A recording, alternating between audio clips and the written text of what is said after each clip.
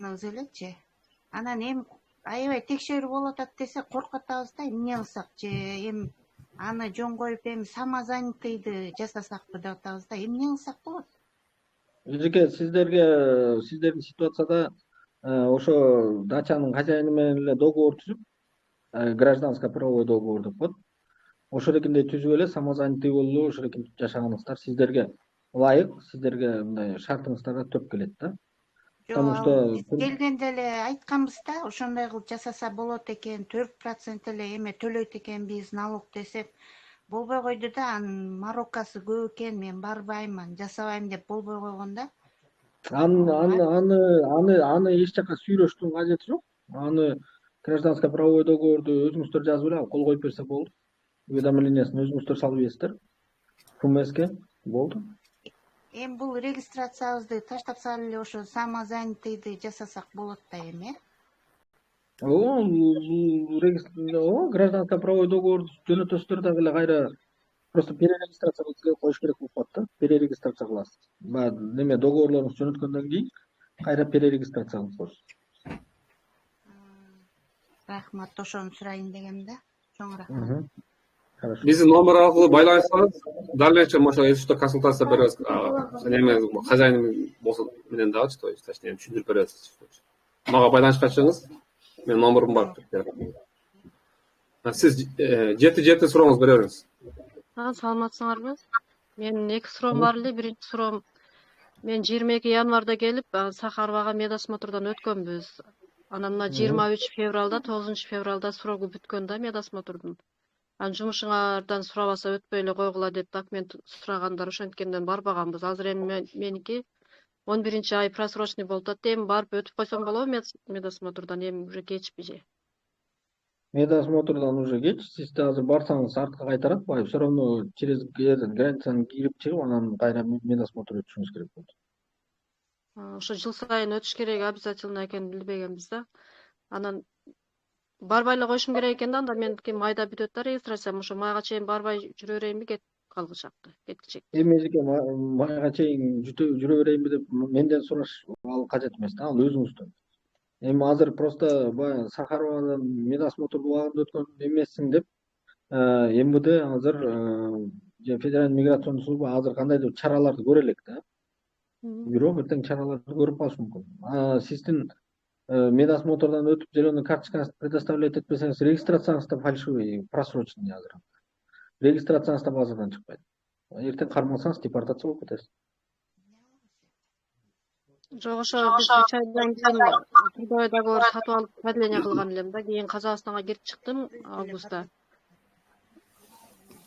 Ушуну августта продление кылдым. Азыр эми кечеги 20 декабрдан оформление болдум да, официальный иштеп атам. Ошо майга чейин 5 айга чейин кылып берди официальный трудовой договор. Эжеке, мен сизге дагы бир жолу айтам да, зеленый карточкасы жок.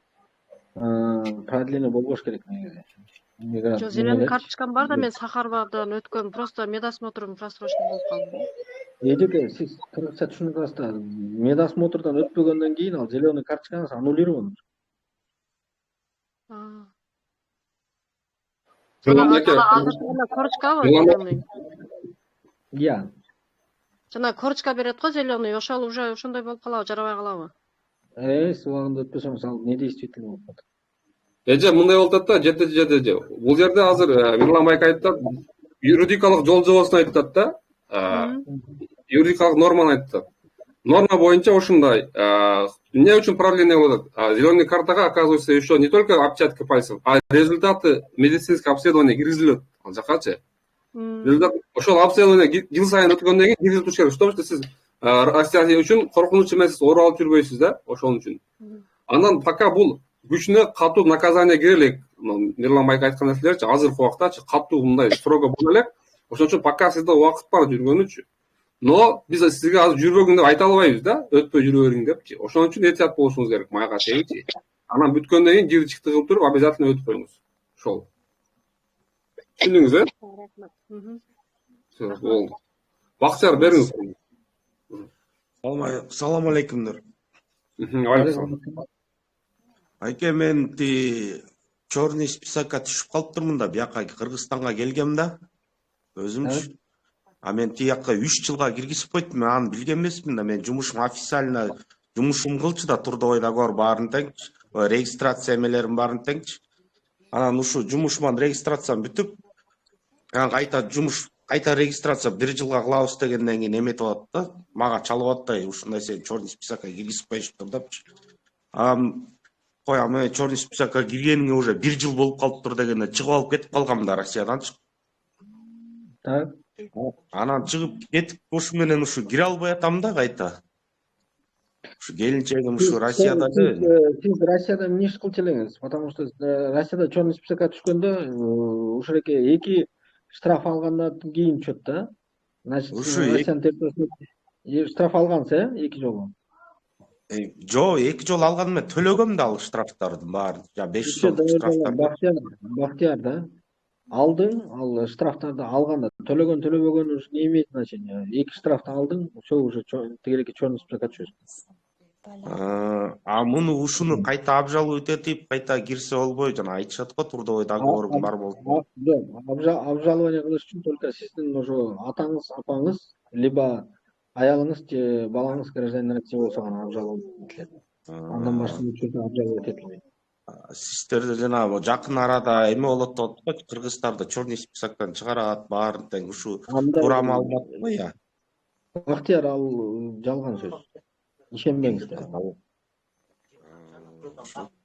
Ушу меники ушу 3 жылга кылып коюптур да. Анан ушу кире албай. Бактияр, еще сиз алда штрафтарыңызды төлөгөнсүзбү, төлөбөгөнсүзбү? Ошо төлөсөңүз 3 жылдан чыгасыз, төлөбөсөңүз ал тигиреки пока штрафыңыз төлгөнүнчө тура берет. Ошо черный списокто чыкпайды.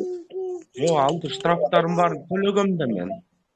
Все, эгер төлөгөн болсоңуз анда 3 жылдан чыгат. А эгер төлөбөгөн болсо тура берет да. Айтып коеюн деп атам да просто. Мен ушу штрафты алар менен эле барып банктан барып төлөп таштагам да. Сразу элечи. Экинчисинде мен без жаныма документ салбачымын да. Анан кармап кетишип, анан сразу эле ушу милицияга айткам да, мен өзүңөр эле кассаңардан мен төлөп койгулачы деп. Ошол жерден төлөткөм да, өздөрүнө элечи. Ал өзү төлөп сизге чегин алып келип берди эле, жана чөнтөгүнө салып койду эле. Обычно кыргыздар ошол эле. Мына азыр полициялар алдап туруп эле өзүнүн чөнтөгүнө иштеп коет, анан кийин төлөнбөгөн болуп чыкса кандай болот? Жок, ушу өздөрүнө банкомат бар экен, могуга төлөйсүң, монтип дегенде мен айткам да, бул түшүнбөйт экен могугар, мен кантип төлөйм десем, ошол жерден эле менин көзүмчө эле басып ушу банкоматка акча салып, басып турган карт чегимди чыгарып берген да. Все, Бактияр, мен түшүндүм, но сиздин сурооңузга жооп бердим, Эгерде гражданин Россия туугандарыңыз болсо гана чыкпаса чыга албайсыз. Ата амнистия болбойт экен да, значит. Эми амнистия болуп калса чыгышыңыз мүмкүн, бирок жакын арада амнистия эми амнистия жөнүндө сөз жок да азыр. Амнистия болсо жарыялайбыз. Хорошо, чоң рахмат байке. Хорошо. Макул. Жолдошо, кимче? Саламатсыздарбы? Мен суроо берейин деген. Балам Россиян гражданин. Катуураак сүйлөсөңүз эчеке жакшы болбой атат. Балам Россиянын граждани да. Анан көлдүн артына печат бастырбай келгенбиз да, Кыргызстанга. Кайра көлдүндү жөнөтүп печат бастыра элсе, МВД, МСда, ФМСде печат баспайт экен. Анан бул жакта ал жактан боло берет, Россиянын граждани го, сен доверенность берипсиң да атасына ошондой деген экен. Кыргызстандын аэропортунан өткөзбөйт дешти да. Эмне үчүн өткөзбөйт ондой неме болсо? Эжеке, сиз жолдошуңуз дагы сиз да гражданин Россиясызбы? Жок, мен Россия граждани эмес, жолдошум Россиянын граждани. Анда сиз печать бастырышыңыз керек, потому что эгерде баланын эки родители, эки немеси да, ата энесинин эки башка гражданин болсо, жана митирканын аркасына басылган кызыл печать бул ошол эки баланын Россиянын граждани экендигин далилдей турган печать да. Ошону Россияда баспай атпайбы? Федеральный миграционный службада атайын ошол эки жерге барып бастырса басып берет. Федеральный миграционный службага барыш керек. Федеральный служба. ФМСке барат, ошол жерден ФМС ошол жерден түшүндүрүш керек, что бул баланын эки ата энеси эки башка гражданин. Ошондуктан мурекенин гражданствосын определить этип туруп айтышыңыз керек да. Ал жака документ жок эле басып береби же ага да документ кетеби? Биздики ага да документ керек, ал атасынын документи керек, апасынын согласие керек, что менин балам гражданин Россия болгонго мен макулмун. Потому что ал бала как Кыргызстандын гражданствосын алганга да акысы бар, Россияныкын да алганга акысы бар. А эгер Россияныкын кабыл алса, сиз уруксат беришиңиз керек. Бул российский гражданин болгонго мен уруксат берем.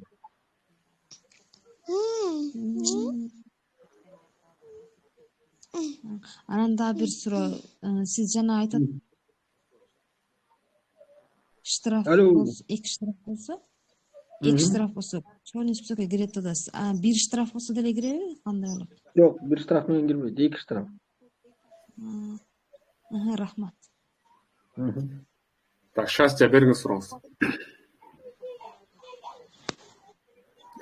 Кошумча микрофондорду өчүрүп койгулачы, бала чаканын үндөрү мындай помех берип атат. Айгүл Осмон. Саламатсыздар да бир жолу. Мен азыр эле кошулдум эле, анан жана зеленый карта жөнүндө разговор болуп атат экен. Мен бир нерсени түшүнбөй калдым. Мирлан бир түшүндүрүп бериңизчи. Зеленая карта бул дактилоскопия туурабы? Дактилоскопия бессрочно берилет. Медосмотр каждый год өтүш керек. Ар бир иностранный гражданин. Медосмотр дактилоскопиянын зеленый карточкасына тиешеси жок болуш керек, по-моему. Же бир жылда бир ошол медосмотрду өтпөгөн үчүн зеленый, то есть дактилоскопияны отмен кылбайт го, наверное. Зеленая карта дегенде вы имеете в виду дактилоскопию, я так правильно понимаю? Объясните, пожалуйста.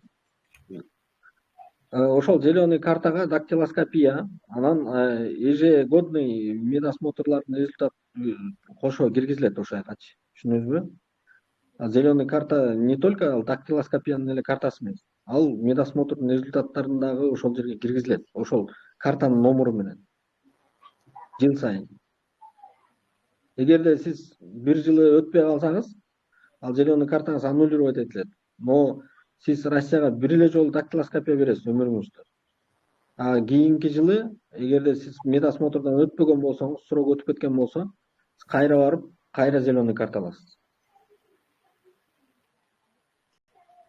Мен быйыл барып тапшырдым медосмотрду, бирок эч ким кайрадан зеленый карта аласың деген жок. Дактилоскопияны тапшырган жокпуз, медосмотрду тапшырдык. Кыргызстанга барып.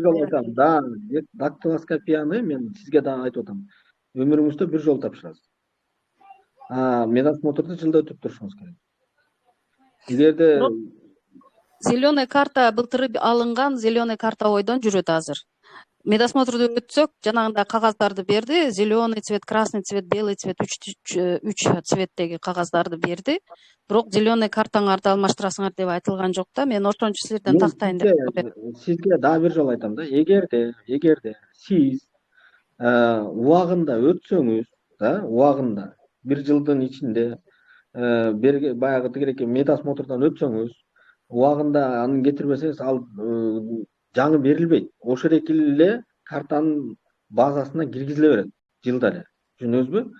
Жанагыдай сиз правонарушение кылсаңыз, ошол эки немени медосмотрду убагында өтпөсөңүз, кыргыздардын көпчүлүгү почти 60% ошол эле деп атышпайбы? Мына берген суроолордун баардыгы эле ошо. Мен өтпөй калдым эле, 4 ай өтүп кетти, 1 жыл өтүп кетти. Ошол экилердин зеленый карталары аннулировать этилип кетет. Получается, мен азыр туура эле түшүнүп атам сизди. Получается, мен былтыры тапшырган медосмотрум срогу өткөн болгону менен мен Кыргызстанга барып келгеним үчүн мени зеленый картаны алмаштырбаптыр да, просто эле медосмотрду өткөрүп, ошол эле баягы мурунку жылкы зеленый картага киргизиптир да, значит, получается. Потому что мага жаңы зеленый карта берилген жок да. Жок, берилбейт. Жаңы зеленый карта берилбейт, потому что сиз срогу менен эле келип атасыз. Кээ бирөөлөр бар, срокторун өткөзүлүп атпайбы? Ошол экилердин зеленый картасы аннулировать этилет. Эми Федеральный миграционный служба аннулировать этилгендин дагы кандайдыр механизмдерин пока мындай жакшы неметиши элек да, өзүлөрү билиши элек да, кандай кылып аннулировать этип, кандай кылып восстанавливать этишти. Анан азыр только бир эле жыл болбоду немеден өтүп баштаганыбызгачы, жана медосмотрдон. Азыр дагы механизмдерин ойлонуш элек. Мисалы үчүн ошо сроктору өтүп кеткен кишилерге дагы кийин штраф салып баштайт. сурактарың өтүп кетиптир депчи. Азыр эч кимге штраф салбай эле коюп, кайра эле барып кирди чыкты кылып кел деп эле жиберип атышат да федеральный миграционный служба. Бирок билесиздер, орустар барып анан закондорду бекитип башташат да. Кийин вообще этот неме болгон, есть концепция. Федеральный миграционный служба ошол зеленый карта менен жүрүп калыш керек баарыбыз. Ошол зеленый картага регистрацияны да байлашат алар кийин. Миграционный картаны да байлашат, ИНН-ди да байлашат. Жанагы СНИЛСти дагы ошол зеленый картага байлайбыз деген концепциясы бар булар. Түшүндүк. Значит, пока булар өздөрү түшүнүп, өздөрү туура эмес кылып коюп аткан болсо, чтобы не пострадать, ар ким өзүнүн документине этият болуш керек экен, түшүндүм. Дагы бир кичинекей суроом бар да, жанагы официально иштеп атабыз, трудовой договор официально бар деп атышат эми биздеги жердештерибиз. Бирок 7-январдан баштап уведомлениясын да текшерет деп атышат. Ошол официально иштеген жерине барып уведомление бер десе бербейт. Ошону өзү иштеп аткан адам на основе своего договора жазып туруп эле уведомить этип МФЦга апарып койсо боло береби ар бир гражданин өзү, или обязательно жумуштан требовать этип алыш керекпи? Я имею в виду уведомление, которое прилагается к официальному договору. Түшүндүм эжеке. Официальный трудовой договор дегенде эле эжеке, бул имеется в виду ошереки ишканасы бурекини ишке алгандыгы туурасында баягы договорду түзүп неметкени да. Эгерде ишкана ошереки договор түзүп неметсе, официально алса, значит уведомленияны дагы ошол ишкана жөнөтүш керек федеральный миграционный службага. Жөнөтпөгөн болсо 3 күн ичинде жөнөтүш керек экен, мен да законду карадым. 3 күндөн кийин жөнөтпөгөн болсо предприятие, оказывается, несет штраф, да? Ошонон коркуп уже вообще бербейт, да, уже отдел кадровтар. Я вот несколько наших земляков об этом спрашивают. Уже бербейт ал ишкана, потому что они упустили ишкана ал тигиреки миграция тигиреки уведомление бербесе, да, анда уже анын жумушу официальный эмес. Уведомление федеральный миграционный службага түшүш керек да. Ушундай деген киши ушу бизде иштейт деп.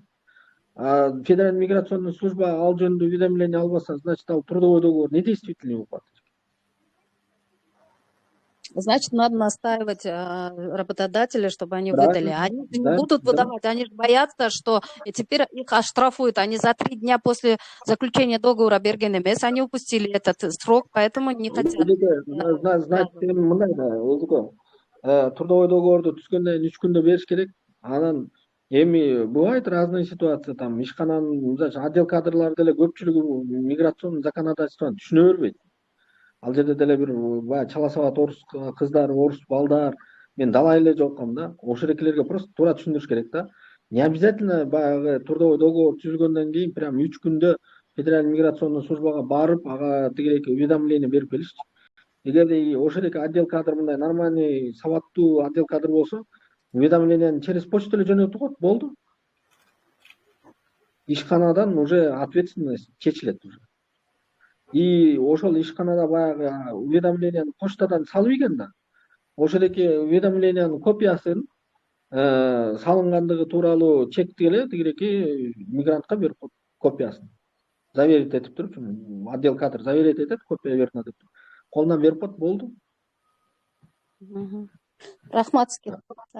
Көпчүлүк баягы биз мисалы үчүн Россияда көп ишканалар менен биз ошереки туура түшүндүрүү иштерин жүргүзгөнбүз. Просто эгерде ошерекинтип бир кандайдыр бир кагазды бербей отказ кылса, эгерде ишканаңыздар чоң болсо, ал жерде мисалы үчүн 5 же 10 ошерекинде кыргыз жанандар иштесе, отдел кадрлар бирдемени түшүнбөй атса, кайрылыңыздар, биз мисалы үчүн барып, ошереки отдел кадр менен сүйлөшүп, законодательствону түшүндүрүп, ушундай эле болот, силер вообще сарсана болбогула. Наоборот, бул сиздерге керек деп түшүндүрүп бере алабыз. Бул түшүнүктүү болду окшойт да. Кийинки Рахманали бериңиз сурооңузду. Эме болсо. Эже микрофонуңузду басып алып жүрүңүз, Шастеже. Шастеже. Не дейсиз? Микрофонуңузду басып алып жүрүңүз дейм, эгер сүйлөп аткан болсоңузчу. Сүйлөгөн жокмун. Рахмат. Мейли болду. Ассаламу алейкум. Алейкум. Мен да ошол жаңы зеленый карта боюнча сурайын дедим да. Бирок мен зеленый карта боюнча сурайын дедим эле. Men ötkönçe bizim Başkent'te men sorumlumda medis spravkalar. Biroq men Kırgızstan'a barıp kelip уже экинчи olarak registratsiya кылдым да. Без ana ошол зеленый карталечи. Кандай мен регистрациям ошондо кандай болуп калды? Базада жокпу. Рахманали, мен сиздин сурооңузду такыр түшүнгөн жокмун да. Түшүнгөн жокмун, мындай чалада угуп атам. Мындай тыныч жерден мындай жакшылап берсеңиз, мен вообще уга албай атам сиздин сурооңузду. Мен түшүнүшүмчө мындай экен, бул киши 2 жолу чыгып кирдим дейт. Зеленый картаны продлевать этпей эле дейт. Продлевать этпей эле жүрөм, ошондо меники эми чоң инспектор болуп калабы дейт да. Бул жанагы механизм иштей элек да, такыр. Кызгыз жакшы же. Ал просто регистрациясын узартпай коет да. 3 айлык регистрация кылып жүрө бересиздер. Ал зеленый карта 3 айлык регистрацияга вообще тиешеси жок. 3 айлык регистрация кылып, анан продление кылганда ошол эркинде зеленый картаны сурап атышат азырчы. Продление да сурайт да.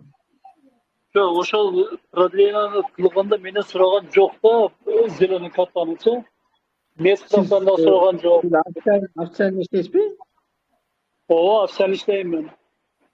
Ишканаң анда сиздин ишканаңыз сизге билбейм кандай регистрация кылып берет. Потому что ишкананын баардыгы азыр узартат только ошо зеленый карточканы данныйларын берип турат да. Оператор Мен ишканам аны сураган жок да, зеленый картаны сураган жок, мес справканы сураган жок да, бирок трудовой договор беришкен да.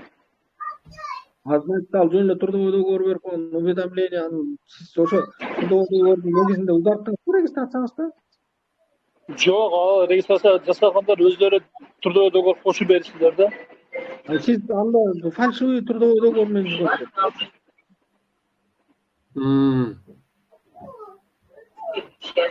Жок, бирок жасаган адам чыгат базадан деп атат. Бериш жасап берди да. Мен деле айта бербейм баары.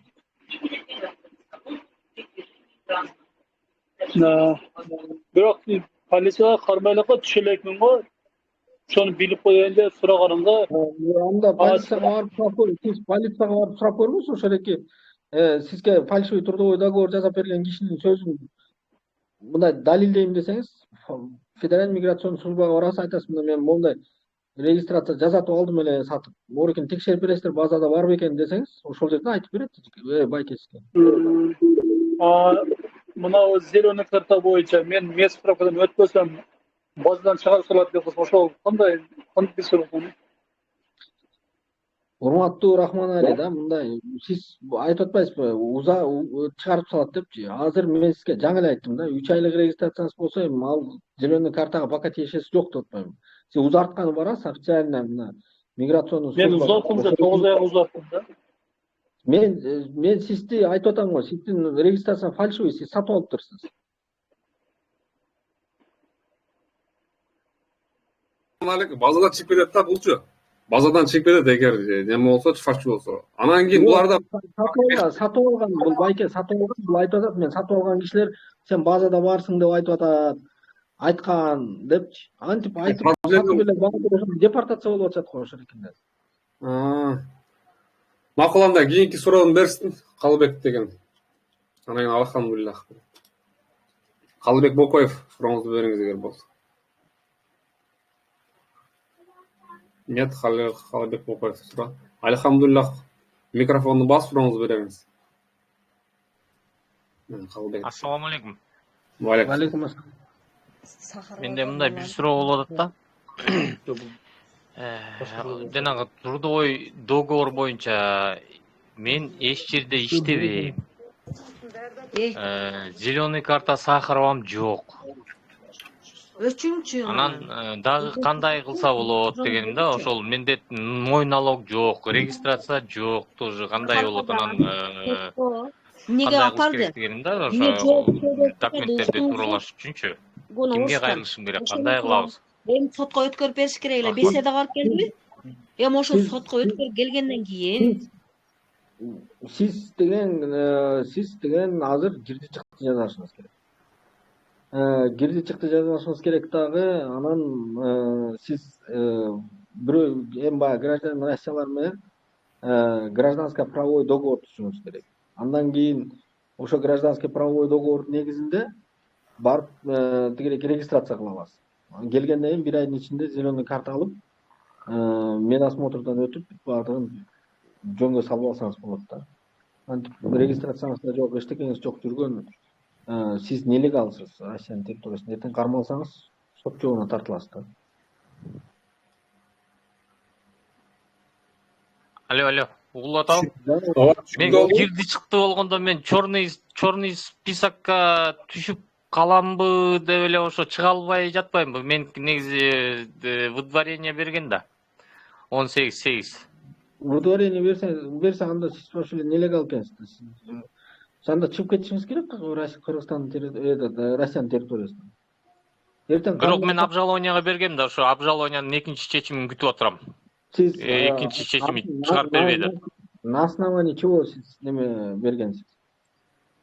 На основании чего бергенсиз? Неме аялыңыз гражданка Россиябы, же атаңыз гражданин Россиябы, же энеңиз гражданин Россиябы, же балаңыз гражданин Россиябы? Эмненин негизинде бердиңиз эле?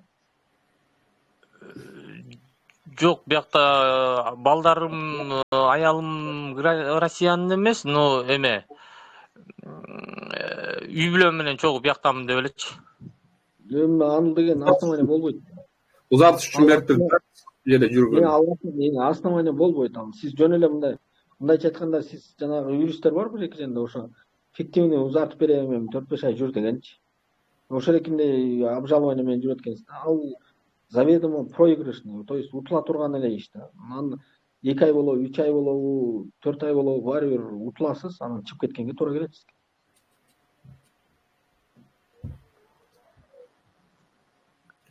Хорошо, түшүндүм.